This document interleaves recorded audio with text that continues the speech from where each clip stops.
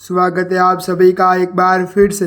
महाराष्ट्र में अभी विधानसभा चुनाव की तारीखों की घोषणा भी नहीं हुई है, लेकिन विपक्षी महाविकास अघाड़ी में मुख्यमंत्री पद को लेकर दावेदारी शुरू हो चुकी है। कांग्रेस जहां इस बार अपने लिए उम्मीद लगाए बैठी है, वहीं पर शिवसेना के नेताओं के रवैये से लगता है कि गठबंधन के सत्ता में आने के बाद सिर्फ और सिर्फ उद्धव ठाकरे उसके लिए दावेदार हो सकते हैं।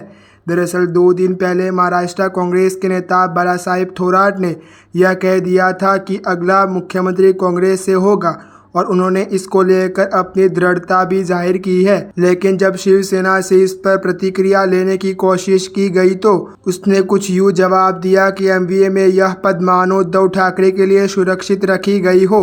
शिवसेना सांसद राउत ने शनिवार को एक चैनल पर कहा कि गठबंधन के अंदर ऐसा कोई फॉर्मूला नहीं तय हुआ है कि जिस पार्टी के पास ज़्यादा सीटें होगी उसी का मुख्यमंत्री होगा।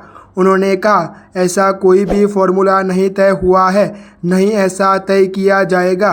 राउत बोले कि थोराट कांग्रेस के बड़े नेता है और हो सकता है कि वे या कोई अन्य नेता सीएम चेहरा बनना चाहता हो, लेकिन यह पार्टी को घोषित करना होगा। इसके साथ ही उन्होंने यह भी जोड़ा कि लेकिन ऐसा नहीं होगा क्योंकि वह एक एमवीए का चेहरा होगा। उद्धव ठाकरे के खास नेता ने कहा, चुनाव नतीजे घोषित होने के बाद तीनों पार्टियों की ताकत से मुख्यमंत्री तय होगा। यह इस बात पर निर्भर करेगा कि महाराष्ट्र स्वीकार करता है या नहीं, और यह भी देखा जाएगा कि गठबंधन को बेहतरीन तरीके से चलाने में कौन सक्षम होगा।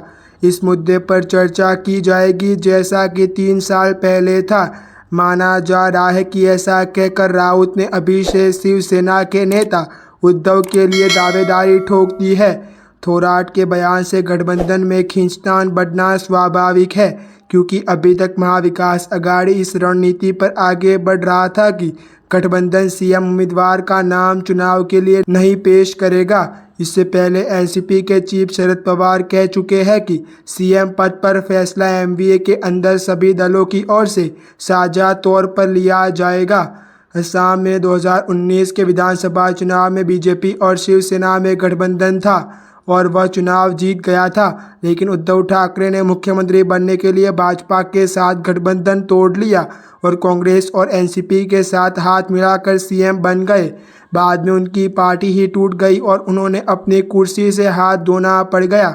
288 सीटों वाले महाराष्ट्र विधानसभा का चुनाव नवंबर में होने की संभावना है। अभी वह मुख्यमंत्री एकनाथ शिंदे की अगुवाई में शिवसेना, बीजेपी और एनसीपी के महायुति सरकार सत्ता में है। ऐसी अच्छे न्यूज़ जानने के लिए आप हमारे यूट्यूब चैनल को सब्सक्राइब करना ना भूलें।